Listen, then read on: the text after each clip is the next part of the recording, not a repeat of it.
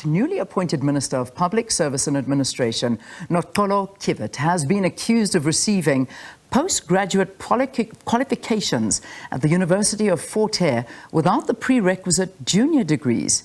Kiviet, who is also former Premier in the Eastern Cape, is among the 15 names that have been reported to the Special Investigating Unit, or SIU. The EFF has called for the immediate resignation of Minister Kiviet.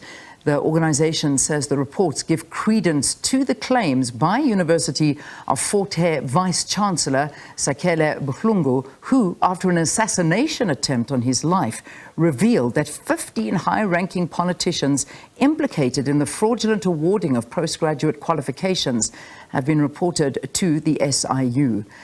Extraordinarius Professor Moeketsi Letseka, Unesco Chair on Open Distance Learning in UNISA and member of the National Commission for UNESCO, joins us to have this conversation. Professor, thank you very, very much for joining us. It's great to have you on the program. Thanks, Leanne, and thanks for having me. I'm glad to be on the program.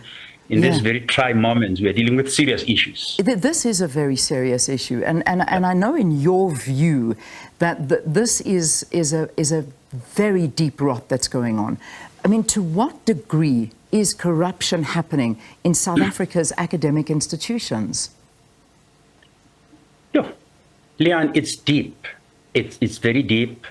Take Fort Hare, for example. I mean, the least we can say about Fort Hare, the better. I mean, we knew from listening to or following the media reports on Fort Hare and listening to the interview by J.J. Tabane on Professor Sakhele Buhlungu, we knew that Fort Hare is like a small Sicily. It's like it's run by a range of mafia cartels. People are just going around getting what they want. People are being killed. We all became aware of the shooting of the Vice-Chancellor's driver. But we know that before then, the head of the unit on pool cars was assassinated, also because he refused to kowtow to forces that wanted them to simply play their game.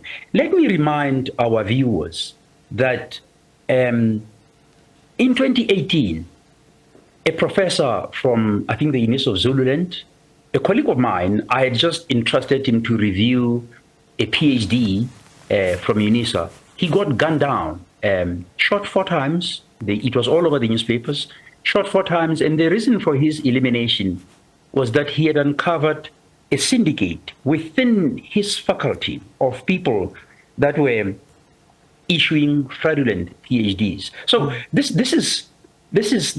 is going on. Yes, on Sunday, I'm holding here, I don't know if you can see it. On Sunday, the Botswana Sunday Tribune ran a front page, University of Botswana academics fraud exposed. So this is huge. It's happening across. Again, we need to ask ourselves, is it just the tip of the iceberg, or is it a much more deeper rotten cancer? Let's pause for a moment and remember that some years back, I think 2014, lots and lots of things happened in South Africa that had to do with this desire, this burning desire for people to have degrees by all means. A senior member of government, a minister, I think it was a minister in the ANC, a very elderly person, went around claiming that he was a doctor. Yes. And then he was exposed. And then he went on to say, well, it felt good to be called a doctor. Yeah. Now, we're talking about Dr. Jordan. I'll say the name for you. I'm not going to mention names. Names are very expensive. I will say the name for you. I'll say a senior member. Yeah. And then you, Leanne, you listen, you, right there at the SABC, your own chairperson also claimed to have a BCom degree from UNISA, only to be exposed that she only registered and never obtained a degree. So it's a rod. It's very, very deep. It's there. Yeah. We are dealing, and the names get more and more. I just want to quiz you a little bit, because I know the person you were talking about is also Ellen Chabalala. I'll name the names. You just give us the clues. I'll give the names. But let's talk about the minister. Give me 1 sec, Prof. Let's talk about the minister. I mean, How does something like this happen? Because Minister Noxolo Kiviet is reported to hold an honours degree in administration, a master's degree in public administration, all of this from Fort Hare University, while she only possesses a matric certificate and a non-credit bearing short course certificate, wherein the results are handwritten. I mean, we don't even know if that's real. How is it possible for a person with only a matric certificate to be allowed to proceed and do honours and masters? You see, Leanne, then you're opening a whole Pandora box of big issues. And I'll tackle it in two fronts only. It's about due diligence. We are witnessing a scenario in South Africa where due diligence, which is part of our own corporate governance, if you read King's documents that govern how we should run the way, it's there. Due diligence is an important process that says before we do anything, let's put checks and balances, let's make sure that we check. Professor Buhlungu referred to the incipient corruption within Fort Hare.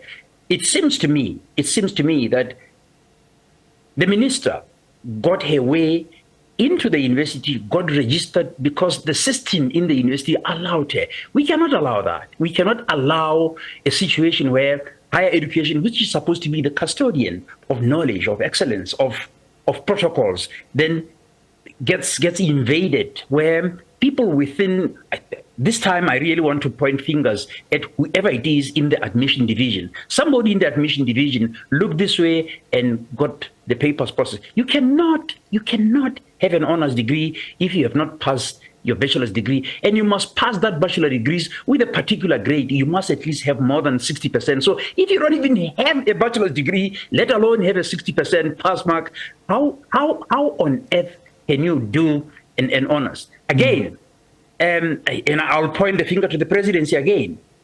The presidency should have done due diligence. There are things that are called security checks when ministers are appointed. I question that process.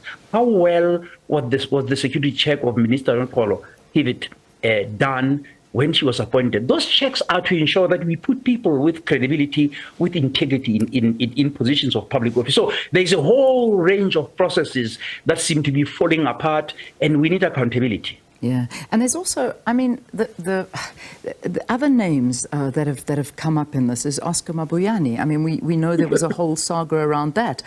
This is all at Fort Hare University. Was it also Sindiswe Goma? Also, another one, another name that's coming up.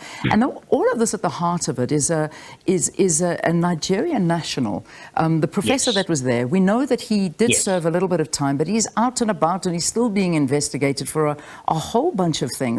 So there was this professor that was at the University of Fort Hare University, Professor Edwin Ijeoma. Whatever happened there? Yes. Whatever happened there? Exactly. The point I'm making is that when corruption, Leanne, there's a saying,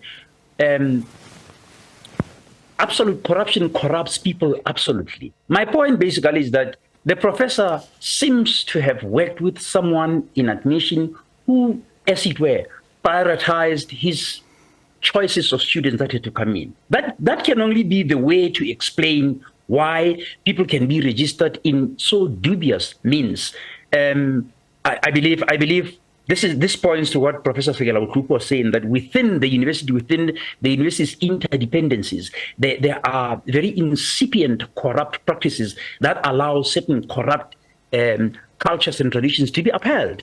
That should not have happened. But it seems as if the professor, that dubious professor, wherever he is, he flexed his muscles, he seems to have gotten his way, he seems to have been in cahoots with someone in admission. The admissions of people who do not meet the criteria, it's a non-issue. People don't get admitted. You don't get admitted if you don't meet the qualifications. But at Fort Hare, it seems people got admitted because Professor Ijeoma seems to have been, holding a bigger purse and being able to pay his way out. We know now, information is around, that he made millions out of those fraudulent PhDs. So when you have money, there's a saying, Leanne, that money talks. But some people do not have integrity, that when money talks, you forget that you have to conduct your job ethically. Indeed. So that's my problem. So this is nothing new. This has been going on. I mean, in fact, as I mentioned, the Vice-Chancellor at the University of Fort Hare, Sakhele Buhlungu, I mean, his bodyguard was assassinated basically on the thought of that it was actually him. So, I mean, there is something very, very, very sinister happening at the university, and one can see this. The reality is, what has government said about this? Because now we are talking about a cabinet minister in President Cyril Ramaphosa's cabinet. Has the president said anything? Has anybody at government level said anything? We're talking about mass fraud here and dead silence from the government side. Talk to us about this.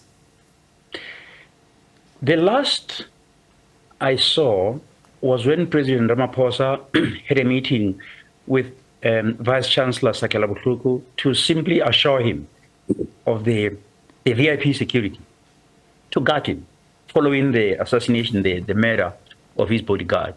And I know Professor Sakhele Buhlungu took exception to that. One of the things that he said, which I respect him for that, was we cannot afford, as academics, as members of the UNISA executives, to be going around in university followed by BMW, people with guns. No, a university is not a place where people or guns have to be publicly paraded. But it's necessary.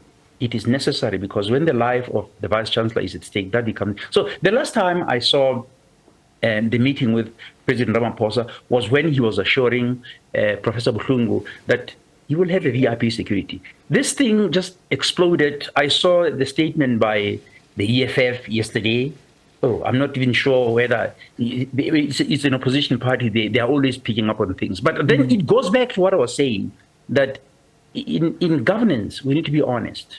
And for me, the honesty should reside in the extent to which all the ministers, all these new members that were appointed, were they accordingly vetted?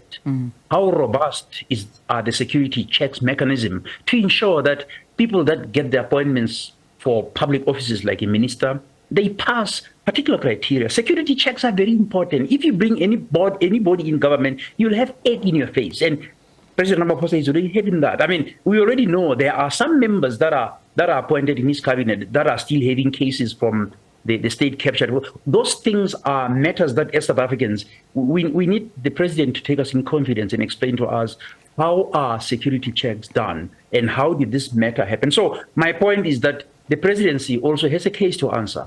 How did this minister pass to be appointed when, by the way, her name had already been in the there's an ISA, the Special Investigative Unit at Fort Hare. It's been operating there for years. I think the name of the minister was there a long time ago. It is a known issue, which then brings me to another point, Leanne. Why now? Why now? If Fort Hare knew, that the minister's name was implicated in those that are investigated as part of the SIU investigation, why is it being released? And so the timing of the release is also curious. It basically raises questions. Wasn't it due to an expose that perhaps it would have just stayed there? But I know that News 24 went ahead and they did an expose on this, and now everybody's talking about it. In fact, it's gone as far as to say Bantu Holomisa calling for her arrest. I mean, that's how far. I mean, every political party has had their say on this. Exactly. But as we wrap up, because we have to wrap up the conversation, Prof, we've got news in a minute now.